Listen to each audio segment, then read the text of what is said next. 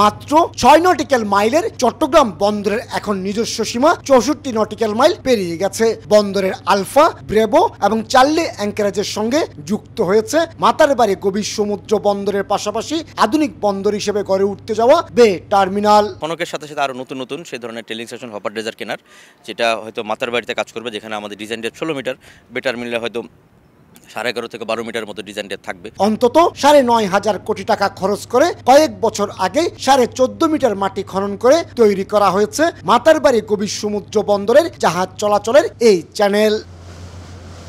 টার্মিনালের স্থাপনা তৈরি না হলো 3টি অতি গুরুত্বপূর্ণ নৌ চ্যানেলের নাব্য রক্ষায় প্রয়োজন পলি জমা ঠেকানো। আমাদের যেহেতু এখন চ্যানেলের গভীরতা অনেক বেশি হচ্ছে মাতারবাড়িতে এবং বে টার্মিনালে, সেই হিসেবে আমাদের অধিক সক্ষমতা সম্পন্ন ড্রেজার প্রকিউর করা দরকার। সেই প্রক্রিয়াতে আমরা আগাচ্ছি। স্বাধীনতার পর বন্দরের কাজের পরিধি এবং সক্ষমতা বাড়লো, নাব্য রক্ষায় কেনা হয়নি কোনো আধুনিক ড্রেজার মেশিন। নষ্ট হয়ে যাওয়া খনক মেরামত করে চলছে প্রাথমিক খননের কাজ। চট্টগ্রাম বন্দরের একমাত্র ড্রেজার এই খনক